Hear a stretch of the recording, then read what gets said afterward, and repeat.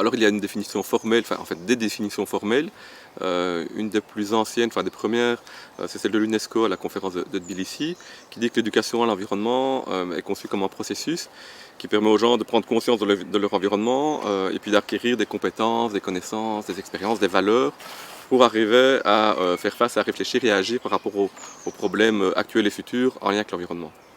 Ça, c'est une définition qui est évidemment très réductrice et qui voit l'environnement comme un problème. C'est aussi une définition qu'on retrouve dans le développement durable, qui voit l'environnement comme soit un problème, soit une ressource à gérer. Et en fait, il y a une beaucoup plus grande diversité de pratiques et de courants autour de l'éducation à l'environnement. Lucie Sauvé, qui est une scientifique de l'Université du Québec à Montréal, a identifié 16 courants. Donc, je ne vais pas tous les reprendre ici, ça va prendre un peu trop de temps.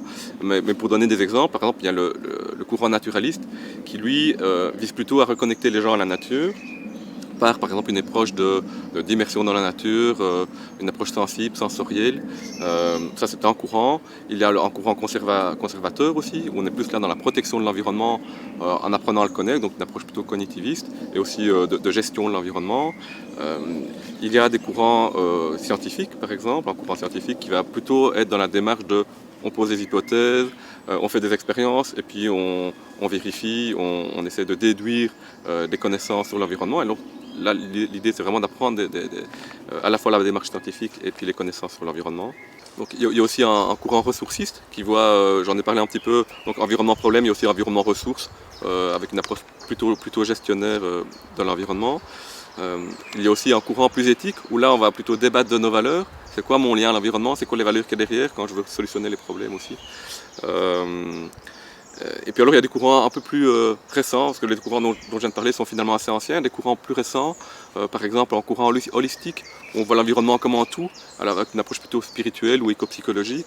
Il y a des courants écoféministes, des courants critiques. Donc voilà, on voit qu'il y a une très grande diversité de courants, et donc derrière une grande diversité de pratiques. Là, je parle juste des finalités, des approches, mais il y a aussi une diversité de thématiques qu'on va aborder. Et donc, en Belgique francophone, une des thématiques principales, c'est la nature et la biodiversité, mais il y a aussi l'énergie, le climat, les déchets, l'eau, la pollution de l'air, il y a même le bruit.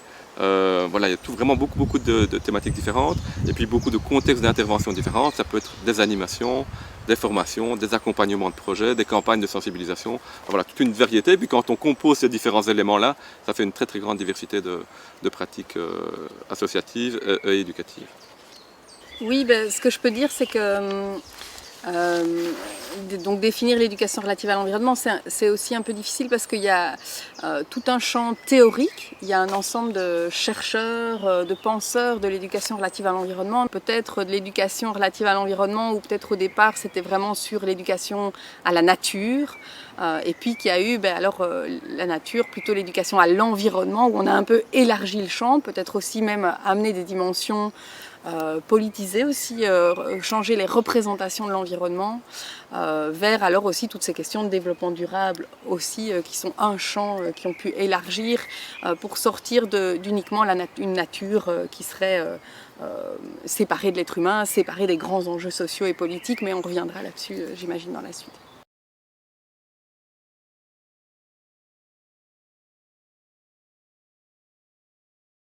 Alors on peut prendre l'exemple d'un camp, d'un stage nature avec des enfants de moins de 10 ans, où en fait là, l'animateur va amener les enfants vraiment en immersion profonde dans la nature. Il va les faire découvrir la nature par les sens, on va goûter, on va sentir, on va toucher la nature. Les enfants vont écouter, enfin l'animateur va raconter des histoires, ils vont dessiner, donc on va beaucoup travailler sur l'imaginaire, ils vont faire des petites expériences. Et puis très important, ils vont aussi jouer librement dans la nature. Ça participe aussi à la démarche pédagogique. Librement, ça ne veut pas dire que l'animateur n'est pas là, il est là, mais il les laisse eux-mêmes créer des liens de solidarité. Par exemple, pour monter une butte dans un bois, on va devoir s'entraider, donc ça crée aussi la solidarité, c'est aussi une des finalités. Et donc voilà, là on est vraiment dans ce courant naturaliste où l'idée c'est de reconnecter les enfants, enfin, ou de les connecter, de faire mieux connaître la nature et aussi mieux ressentir cette nature. Ça, c'est un exemple. Et alors, il y a d'autres exemples. Par exemple, une association comme Empreinte, créée de Namur, qui mène un projet d'éducation à l'énergie avec des publics précarisés. Et où là, on est vraiment beaucoup plus dans une approche d'éducation permanente, où on va d'abord partir des représentations des gens sur la question de l'énergie, sur qu'est-ce qui leur fait enjeu pour eux, problème pour eux, solution pour eux. Donc, quelles sont leurs solutions? Ils échangent ça entre eux. Ils essaient de relier ça après à, tiens, en dehors de ce que moi je vis, en quoi c'est connecté à des enjeux un peu plus globaux sur la question de l'énergie. Et puis une fois qu'ils auront du coup cette compréhension du monde et des enjeux à la fois économiques et sociaux et environnementaux sur cette question-là, eh ben, par exemple, ils vont là, en l'occurrence, ils ont construit une pièce de théâtre eux-mêmes, ils ont fait le tour des CPS et des acteurs sociaux pour sensibiliser les professionnels du secteur social et les bénéficiaires du secteur social. Voilà, deux exemples très différents, mais qui montrent un peu la palette de ce qu'on peut avoir, et entre ces deux palettes-là, il y a toute une série de choses, évidemment.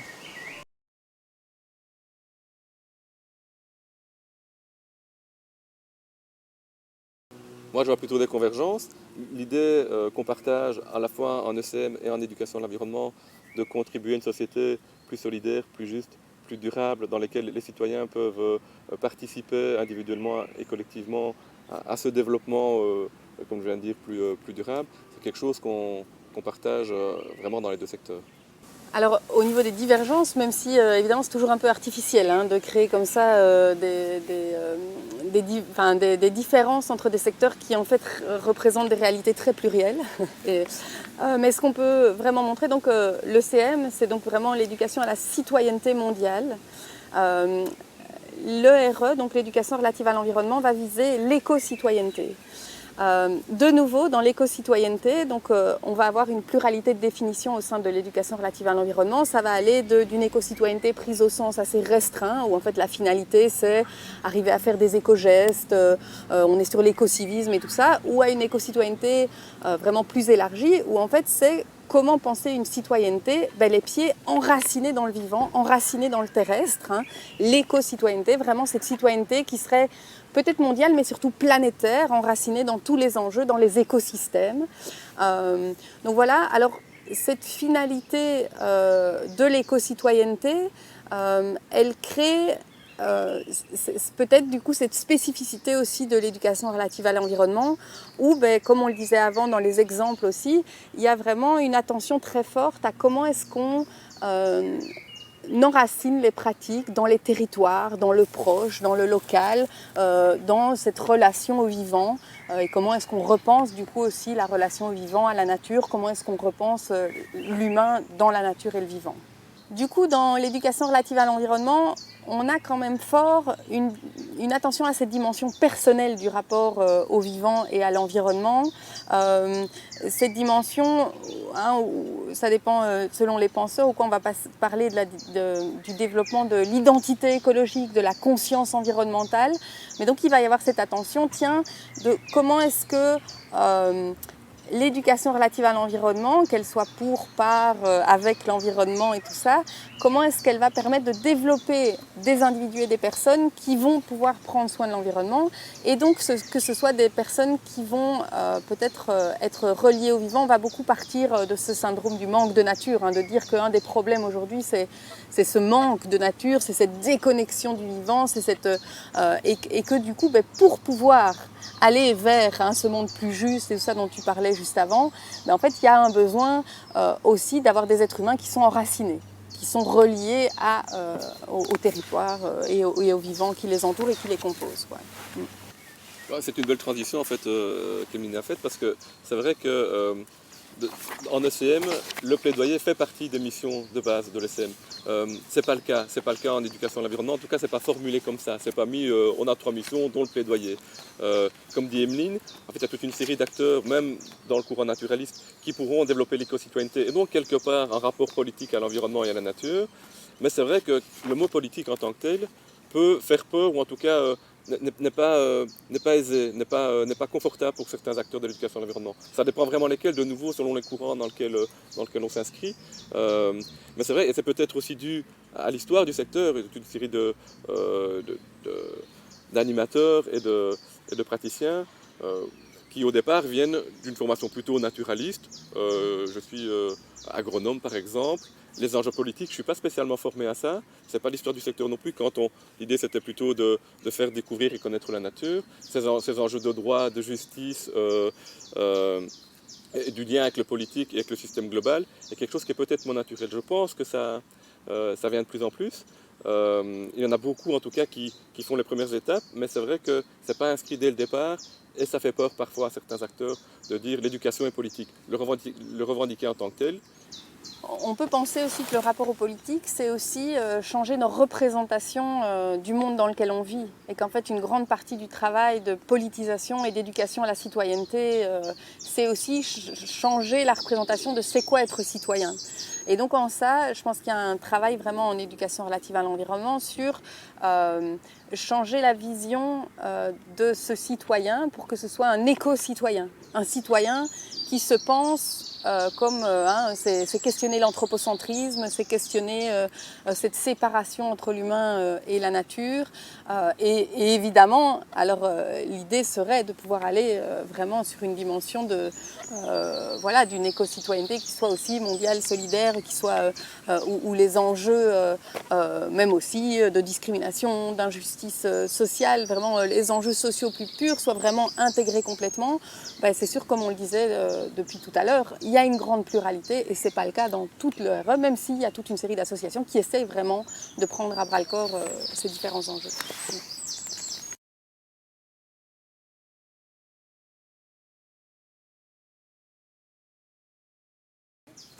En tout cas, moi, je vois qu'il y a des convergences et que de plus en plus, en ECM et en éducation à l'environnement, les questions d'énergie notamment et de climat sont prises en compte. Et clairement, en ECM, je pense que la question climatique est quelque chose qui est vraiment au cœur de pas mal d'actions, peut-être même parfois plus qu'en éducation à l'environnement, parce que c'est vrai que c'est un thème pas facile à prendre en main, très complexe, la question du climat. Mais donc là, en tout cas, moi, je vois des convergences et des possibilités aussi de collaboration. Après, dans les divergences, on en a peu parlé, mais c'est vrai que je pense qu'en ECM, on sera davantage sur les questions des droits, de la justice sociale, des enjeux économiques mondiaux, là où peut-être en éducation de l'environnement, on abordera davantage, par exemple, la prise en compte des vivants non humains, donc sortir un peu du regard anthropocentré, et vraiment d'axer aussi le regard sur la question environnementale et en quoi les hommes et les relations de l'homme à l'environnement influencent à la fois l'environnement et les hommes. C'est un peu ça la thématique centrale qui est peut-être moins présente en éducation à la citoyenneté mondiale. Et alors là, je suis déjà un peu au croisement entre thématique et puis approche. Mais il faut, dans l'éducation relative à l'environnement, il y a quand même vraiment une très grande attention qui est mise à la question des imaginaires, de la créativité, de la curiosité, de l'émerveillement.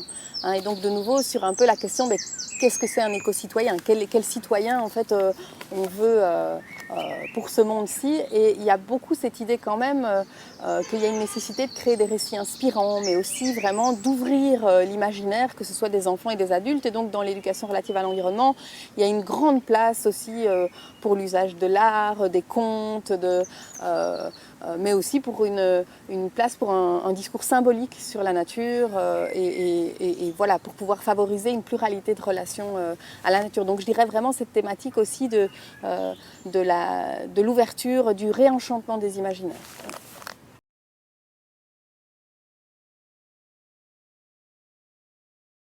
En fait, le slogan est assez vivant dans les deux secteurs, penser global, agir local. Moi, j'ai l'impression, mais c'est une hypothèse, mais que il est peut-être pris dans des sens opposés. C'est-à-dire que j'ai l'impression qu'en ECM, souvent, on va d'abord penser le global, voir les injustices, dénoncer ce qui se passe dans le Sud, et voir tout ce qui devrait être refait au niveau du système global et tout ce qui est injuste et pas toutes les oppressions, en gros, sur l'homme et sur l'environnement. Pour finalement, au bout du processus, arriver sur « Ok, et moi, localement, qu'est-ce que je peux faire ici dans le Nord ?» Là où, en éducation de l'environnement, en général, on va d'abord partir de la personne, de ses représentations, de son ressenti, pour petit à petit élargir le spectre à ok, comment moi je me connecte avec les problèmes du monde ou avec les solutions du monde, comment je peux faire collectif et comment je peux penser plus global. Et donc voilà, peut-être l'ordre du slogan change entre les deux secteurs. Et je pense que c'est intéressant parce qu'on peut sans doute voir des glissements qui sont possibles dans les deux approches. Où en fait le risque évidemment de l'ERE serait de rester un peu dans ces bulles confortables ou dans ce local et dans ce proche. Et puis après, alors que quand on commence par penser global, on peut aussi parfois un peu déconnecter complètement du concret et puis aussi de tout ce que ça suscite. Je pense que c'est ça aussi, hein, de tous ces freins très personnels à l'engagement. Parce que je crois que c'est ça aussi qu'on travaille en éducation relative à l'environnement quand même. C'est pourquoi est-ce qu'on ancre dans le proche, dans le corps et tout ça, c'est parce qu'en fait un citoyen, c'est aussi un corps sur un territoire. Ce que parfois on a un peu oublié quand on est dans des réflexions plus abstraites en fait sur la justice sociale, quoi.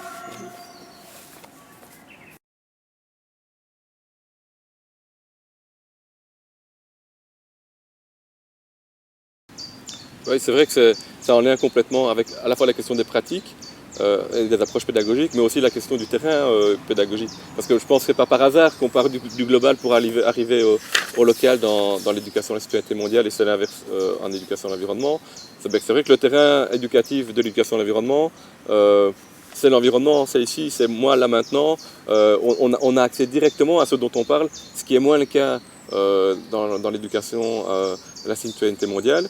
Et donc du coup, dans les approches, ça va se traduire aussi. C'est-à-dire que pour arriver à rendre ça concret en éducation à la citoyenneté mondiale, moi j'ai l'impression d'être plus souvent dans du ludique. On va apprendre des jeux de rôle, des jeux de plateau. On va peut-être aussi avoir une approche plus cognitive de ces questions-là. Là où c'est vrai qu'en éducation à l'environnement, dans les approches, on sera plus sur l'imaginaire, sur le sensoriel, sur comment je connecte ça à ma réalité, comment je peux expérimenter très concrètement, poser des hypothèses et voir directement le résultat de ce que je fais là sur le terrain. Donc voilà, évidemment, tout ça, ça se répercute sur les approches qu'on va faire pour après seulement arriver dans peut-être le cognitif et l'action collective. Alors bien sûr aussi il y a une question de public, hein, parce que en éducation relative à l'environnement on a tout un public qui est plus scolaire ou qui est plus des enfants, et puis on a l'éducation d'adultes. Et déjà je pense qu'il y a une différence là-dedans selon les approches qu'on va utiliser. Dans toutes les théories sur les approches pédagogiques en éducation relative à l'environnement, parce qu'il y a beaucoup de choses qui se sont écrites aussi là-dessus, il y a quand même une invitation à beaucoup varier les approches. Mais ce que je dis, pour rajouter sur ce que dit Christophe, c'est vrai qu'il y a vraiment l'approche expérientielle, hein, l'approche par vraiment les sens, et l'approche imaginaire, par la curiosité, l'émerveillement, le questionnement actif et tout ça, sont quand même des approches qui vont être fortement valorisées pour des questions que l'environnement il est proche, on y a accès, mais aussi pour des questions, je pense, de conception de l'apprentissage, qu'aussi c'est en ancrant dans l'expérience qu'en fait, pour cette idée que c'est par l'expérience peut-être qu'il y a aussi une possibilité que ces apprentissages s'ancrent dans le concret et mènent réellement à un engagement. Hein, donc je pense qu'il y a une mobilisation, qu'il y a aussi cette dimension vraiment du rôle de l'expérience dans le développement d'un être humain et dans le développement de cette éco-citoyenneté.